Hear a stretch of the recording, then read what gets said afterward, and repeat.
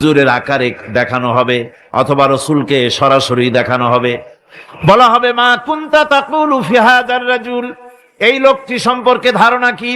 মুমিন ব্যক্তি বলবে হাযা নবিয়ুনা মুহাম্মাদুর রাসূলুল্লাহ সাল্লাল্লাহু আলাইহি ওয়াসাল্লাম, ইনি আমার তো সেই নবী মুহাম্মাদুর রাসূলুল্লাহ সাল্লাল্লাহু আলাইহি ওয়াসাল্লাম।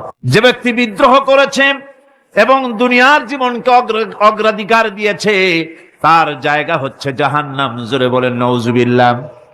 যে ব্যক্তি আল্লাহর সঙ্গে বিদ্রোহ করেছে আর পরকালের জন্য পাথর জোগাড় করে নাই, দুনিয়াকে অগ্রাধিকার দিল, পরকালকে ভুলে গেল, তার জায়গা হলো জাহান্নাম। ওয়া আম্মা মান খাফা মাকামা রাব্বিহি ওয়া নাহান নাফসা আনিল হাওয়া ফাইন্নাল জান্নাতা হিয়াল মাওয়া। আর যে ব্যক্তি আপন প্রভুর সামনে উপস্থিত হওয়াকে ভয় করেছে এবং আপন প্রবৃত্তিকে লালসা মুক্ত করেছে, লালসার হাত থেকে রক্ষা করেছে, আল্লাহ রব্বুল আলামিন কিয়ামতের দিন তার জন্য রেখে দিয়েছেন জান্নাত। তার জন্য কোন জায়গা? জান্নাত। আমাদেরকে পরকাল ভিত্তিক জীবন যাপন যদি করি তাহলে কবরের জবাবগুলি খুব আসান হবে। আর যদি পরকাল ভিত্তিক জীবন যাপন না হয় কবরটা মুসিবত হয়ে যাবে। হযরত ওসমান রাদিয়াল্লাহু তাআলা আনহু কবরের কাছে গিয়ে খুব কাঁদতেন। সাহাবায়ে কেরাম প্রশ্ন করেছেন, হুজুর, রাসূল করিম সাল্লাল্লাহু আলাইহি সাল্লাম যখন জান্নাত ও জাহান্নামের ওয়াজ করেন তখনও তো এত বেশি আপনি কাঁদেন না, যত বেশি কাঁদেন কবরের কাছে এসে, কারণ কি? হযরত ওসমান রাদিয়াল্লাহু তাআলা আনহু বলতেন, আমার সাথীরা, আমি আমার হাবিবের কাছে, আল্লাহ রাব্বুল আলামিনের রাসূলের কাছে আমি শুনেছি এই কবরটাই হলো প্রথম স্টেশন, এই কবরটাই হলো প্রথম ইমিগ্রেশন কাউন্টার। এই জায়গায় যদি কেউ ধরা পড়ে যায়, কারো যদি চার্জশিট হয়ে যায়, সব জায়গায় ধরা পড়ে যাবে, হাসরে মিজানে সিরাতে কোনো জায়গায় নাজাত পাবে না। আর এই কবরটা যদি কেউ মুক্তি পেয়ে যায়, মিজান সিরাত হাসর সব জায়গা থেকে আল্লাহ তারে ভালোভাবে পার করে দিবেন। এটা হলো আসল জায়গা, মারাত্মক জায়গা, খুব মারাত্মক জায়গা। আমি এটাকে ইমিগ্রেশন কাউন্টার বলেছি আমার ভাষায়। ইমিগ্রেশন কাউন্টার যারা বিদেশ ভ্রমণ করেছেন তারা জানে। লন্ডন যাবেন, আমেরিকা যাবেন, সৌদি আরব যাবেন, যে কোনো বিদেশে যাবেন, গেলেই পাসপোর্ট তারা দেখবে। পাসপোর্টে আপনার ন্যাশনালিটি কোনটা সেটাই তারা জানতে চাইবে। আপনি কোন দল করেন এটা তারা জানতে চাইবে না। আপনি কোন ভাষায় কথা বলেন তাও তাদের জানার দরকার নেই। প্রথমেই তারা আপনার ন্যাশনালিটি দেখবে, আপনার আইডেন্টিটি কি তারা জানতে চাইবে। তারপরে যদি স্যাটিসফ্যাক্টরি হয় আপনাকে ভিসা দিয়ে ভেতরে ঢুকবার ব্যবস্থা করে দেবে। আর যদি তারা স্যাটিসফাইড না হয় তাহলে আপনাকে মেহমানখানায় ঢুকানো হবে গ্রেফতার করে। কবর হচ্ছে এ ধরনের একটি ইমিগ্রেশন কাউন্টার। কবরের ভিতরে মানুষ যখনই রাখা হবে সঙ্গে সঙ্গে দুজন ফেরেশতা আসবে। কবরের কাছে যারা এসেছিল দাফন হয়ে যাওয়ার পর এই লোকগুলি 40 কদম যেতে যতক্ষণ লাগে এর মধ্যেই দুজন ফেরেশতা এসে যাবে। এসে জিজ্ঞেস করবে, মান রব্বুকা, তুমি কোন দল করতে? ওটা তাদের জানার দরকার নেই। চাকরি কিসে করতেন ওটা জানার দরকার নেই। ব্যবসা করতেন না চাকরি করতেন প্রয়োজন নেই। প্রথমেই জিজ্ঞাসা করা হবে ন্যাশনালিটি, প্রথমেই জিজ্ঞাসা করা হবে তার ন্যাশনালিটি সম্পর্কে, তার আইডেন্টিটিটা কি, এবং সেটাকে সত্যায়িত করার জন্য, বোঝার জন্য 3টি প্রশ্ন। প্রথম প্রশ্ন, মান রব্বুকা ওয়া মা দীনুকা ওয়া মান নাবিয়্যুকা, তোমার রব কে, তোমার দিন কি, তোমার নবী কে। যদি এই ব্যক্তি বেঈমান হয়, মুনাফিক হয়, সে বলবে হায় হাতা লা আদরি, হায় হাতা লা আদরি, জানি না আমার রবকে, আমি জানি না। তোমার দিন কি, দিন কারে কয় বুঝি না। এরপরে আল্লাহর নবী জনাবে মুহাম্মদ রাসূলুল্লাহ সাল্লাল্লাহু আলাইহি ওয়াসাল্লামকে দেখানো হবে, বলা হবে মা কুনতা তাকুলু ফি হাদার রাজুল, এই ব্যক্তি সম্পর্কে তোমার ধারণা কি নিকে? বলবে আমি চিনি না। নাউযুবিল্লাহ। বাস,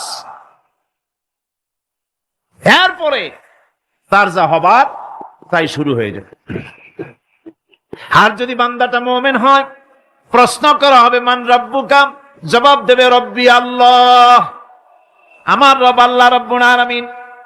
ওয়া মা দীনুকা, দীনুনা ইসলাম, আমার দিন হচ্ছে ইসলাম। এরপরে আল্লাহর নবীকে দেখানো হবে। কয়েক রকমের বর্ণনা আছে। কোন বর্ণনায় আছে হুজুরের আকারে দেখানো হবে, অথবা রসুলকে সরাসরি দেখানো হবে। বলা হবে মা কুনতা তাকুলু ফি হাদার রাজুল, এই লোকটি সম্পর্কে ধারণা কি?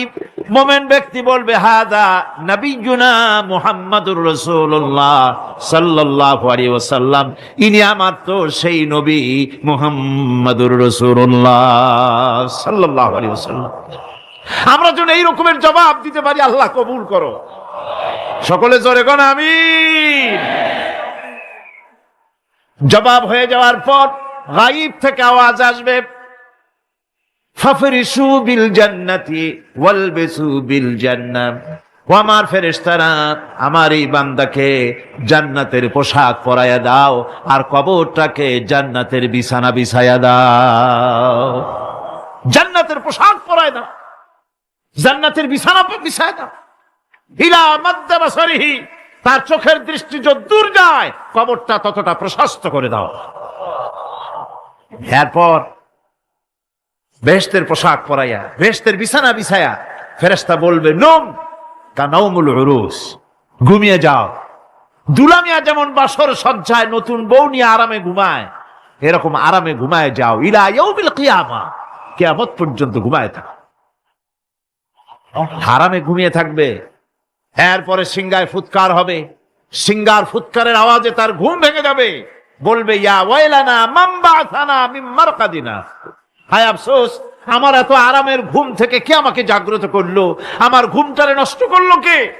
আওয়াজ আসবে হাদা মা ওয়াদার রহমান ওয়া সাদাকাল মুরসালুন, এটা হচ্ছে রহমানের সেই ওয়াদা, আর মুরসালিনরা নবীরা সত্য কথাই বলেছিলেন, সেই কিয়ামত অনুষ্ঠিত হচ্ছে।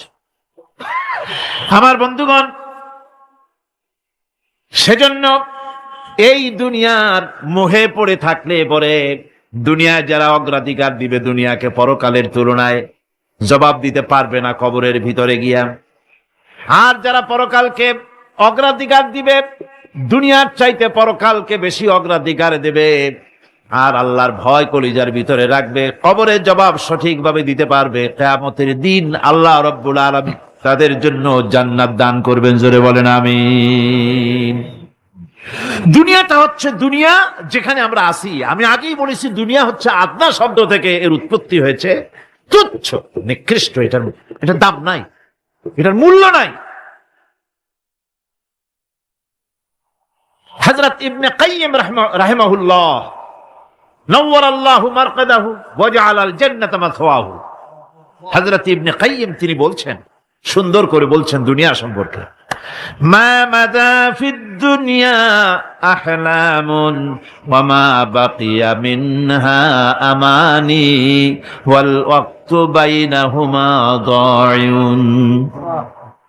মা মাদা ফিদ দুনিয়া আহলামুন, জীবনের যে অংশ ফেলে এসেছি সেটা আজ একটা স্বপ্ন। ওয়া মা বাকিয়া মিনহা আমানি, আর জীবনের যে অংশ সামনে বাকি আছে সেটা এখন একটা আকাঙ্ক্ষা।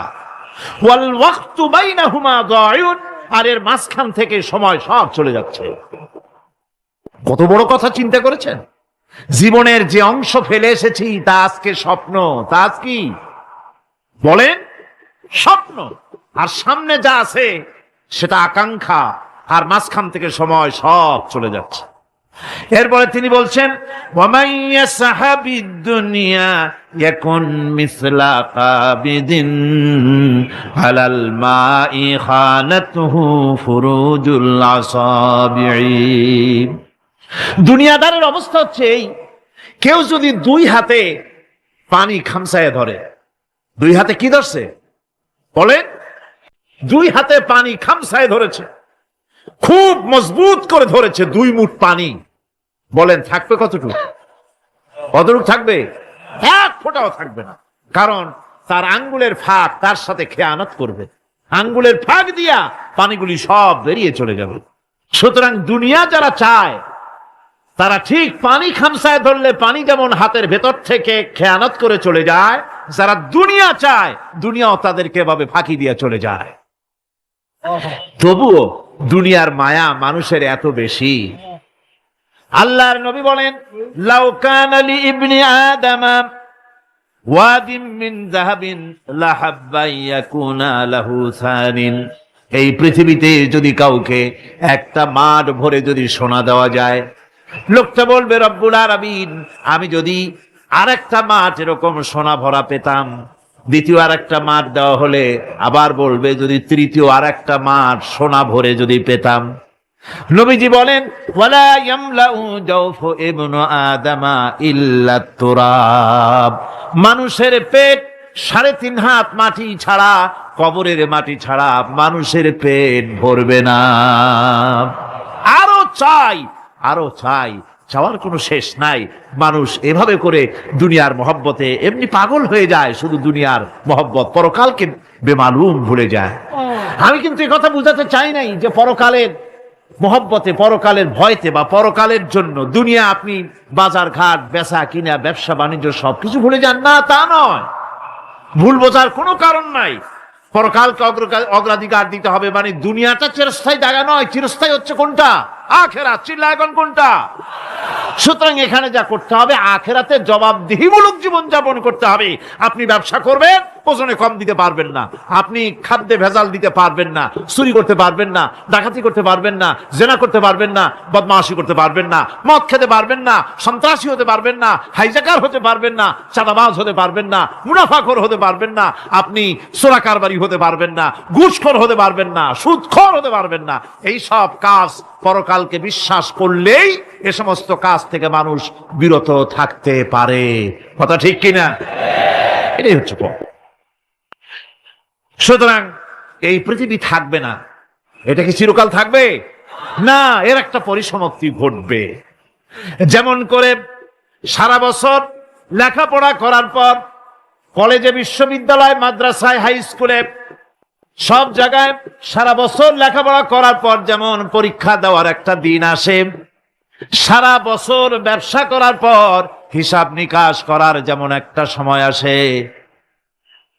সারা মাস চাকরি করার পর বেতন পাওয়ার যেমন একটা দিন আসে, সারা জীবন চাকরি করার পর পেনশন পাওয়ার যেমন একটা সময় আসে, অনুরূপ ভাবে এই দুনিয়া যেদিন শেষ হয়ে যাবে, আল্লাহ নির্ধারিত সময় শেষ হয়ে যাওয়ার পর একটা সময় আসবে যখন আল্লাহ রব্বুল আলামিন সব শেষ করে দিবেন, লন্ডভন্ড হয়ে যাবে, কিছুই থাকবে না। কোরআনে কারিমে আল্লাহ সব বলেছেন, কোরআনে সব আল্লাহ বলে দিয়েছেন। আল্লাহ পাক বলেন এই পৃথিবীর সব কেমন ভাবে ধ্বংস হবে তার চিত্র আল্লাহ পাক কোরআনে কারিমে তুলে ধরেছেন। ইযাস সামাউ ফাতারাত ওয়া ইযাল কাওয়াকিবু তাসারাত ওয়া ইযাল বিহারু ফুজ্জিরাত ওয়া ইযাল কুবুরু বু'সিরাত। যখন আকাশসমূহ দীর্ণ বিদীর্ণ হয়ে যাবে, তারকাগুলি বিক্ষিপ্ত হয়ে ছিটকে পড়বে, আর সমুদ্রগুলি উচ্ছ্বসিত হয়ে পড়বে, কবরগুলি সব তার ভেতরে যা আছে উদ্গীরণ করে দেবে, তারকাগুলি স্থিমিত হয়ে যাবে।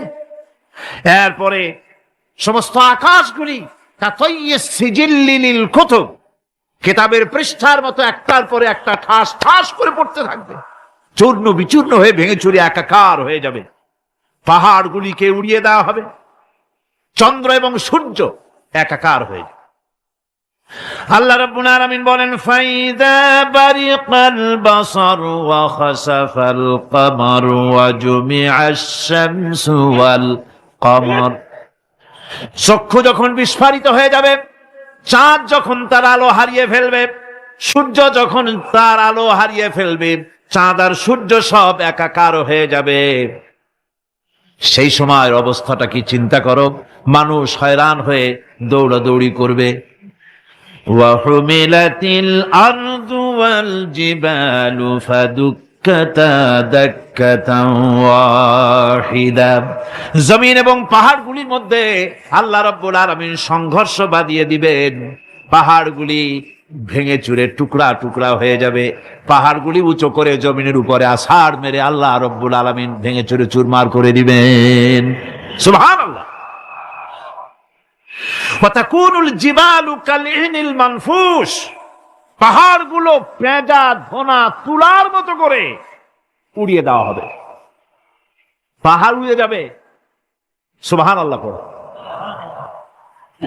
পাহাড় পাথরের তৈরি করা পাহাড়, এই পাহাড়গুলি তুলার মতো হয়ে উড়বে কিভাবে? আমি এই দৃশ্য নিজের চোখে কিছুটা হলেও দেখছি। আজ থেকে 10 দিন আগে আমি ইতালি সফর করে এসেছি। ইতালির রাজধানী রোম। রোম প্রাচীন সভ্যতার লালন ভূমি। কোরআনে কারিমে সূরায়ে রোম রয়েছে। এই রোম সেই রোম। এখানের বাদশার কাছে রাসূল করিম সাল্লাল্লাহু আলাইহি সাল্লাম হেরাক্লিয়াসের কাছে চিঠি পাঠিয়েছিলেন। সেই রোম 12 থেকে 15,000-এর মতো বাংলাদেশি মুসলমান সেখানে আছে। জুমার দিন, যেদিন আমি গেলাম তার পরের দিনই জুমা ছিল। জুমার নামাজ পড়লাম ভ্যাটিকানের কাছেই বিশাল মসজিদ, ইউরোপের ভিতরে সবচাইতে বড় মসজিদ এটা। রোম ইসলামের দুশমনদের রাজধানী। সেইখানে যখন আজান হচ্ছে আশহাদু আন্না মুহাম্মাদার রাসূলুল্লাহ, আমার অনুভূতির কথা আপনাদেরকে বোঝাতে পারবো না, কি অনুভূতির সৃষ্টি হয়েছে আমার ভেতরে। ভ্যাটিকানের পোপ এক পাশে, কিছু দূরেই ভ্যাটিকান। ওটা হচ্ছে গোটা পৃথিবীর সমস্ত খ্রিস্টানদের কাবা, ভ্যাটিকান। তার পাশেই বিশাল মসজিদ, সেখানে নামাজ পড়লাম। চিন্তার ভেতরে আসলো আল্লাহ রাব্বুল আলামিন তার হাবিবের নাম, তার তাওহীদ, তার রিসালাতকে কিভাবে বিশ্বময় ছড়িয়ে দিলেন। আবু জাহেল চাইছিল মুহাম্মদ সাল্লাল্লাহু আলাইহি ওয়াসাল্লামকে স্তব্ধ করে দেবে মক্কার জীবনেই। কত বদনাম, সাহের, কাহেন, কাযযাব, শায়ের, নাউযুবিল্লাহি মিন যালিক, কত গালাগালি করলো। আর আল্লাহ শুনালেন, হাবিব চিন্তার কোনো কারণ নাই, ওয়ারাফা'না লাকা যিকরাক, আমি আপনার প্রশংসা বিশ্বময় ছড়িয়ে দেব। সুবহানাল্লাহি ওয়া বিহামদিহি। রোম প্রোগ্রাম শেষ করে আমাকে তারা নিয়ে গেল, যেটা আমি বলছি সফর কাহিনী শোনাবার সময়টা না, যেহেতু এর সঙ্গে প্রাসঙ্গিক সেজন্য বলছি। পাহাড় কেমনে তুলার মতো হয়ে উড়বে তার নজির দেখেছি। রোম শহর থেকে 300 মাইল দূরে, 300 কিলোমিটার দূরে নেপোলিয়ান বোনাপার্ট তার বাড়ি, এবং ওটা তার নামে একটা প্রভিন্স। ভূমধ্য সাগরের পারে ভিসুভিয়াস, পৃথিবীর সবচাইতে বড় আগ্নেয়গিরি। সেটা দেখাতে নিয়ে যাওয়া হলো আমাকে। যে পাহাড়টা পৃথিবীর মাটি থেকে তার চূড়া হচ্ছে 3 মাইল উঁচু। এর 2 মাইল গাড়িতে করে ঘুরে ঘুরে যাওয়া যায়, এরপর আর গাড়িতে যাওয়া যায় না, বাকিটুকুন যেতে হবে হেঁটে হেঁটে। পাহাড়ের উপরে অক্সিজেন কম, বেশ কষ্ট হচ্ছিল উঠতে। জীবনে প্রথম পাহাড়ে চড়েছি, জাবালে নূর, রাসূল করিম সাল্লাল্লাহু আলাইহি সাল্লামের উপরে যেখানে ওহী হয়েছিল সর্বপ্রথম। পাহাড় চড়ার একটা অভিজ্ঞতা ওখান থেকে আমার কিছুটা হয়েছিল। খুব কষ্ট হলো বাকি 1 মাইল উঠতে। যখন ভিসুভিয়াসের একদম শীর্ষে চলে গেছি, সেখানে গিয়ে আমার সাথে 15-20 জন লোক ছিল। আমি নিজেই আল্লাহু আকবার বলে আমার গলা থেকে আওয়াজ বেরিয়ে গেল। আমি দেখতে পেলাম ভিসুভিয়াসের শীর্ষে বিশাল গর্ত। আমার মনে হয় গর্তটা এই মাঠের 1/4 হবে। এ মাঠের 1/4 হবে গর্তটা।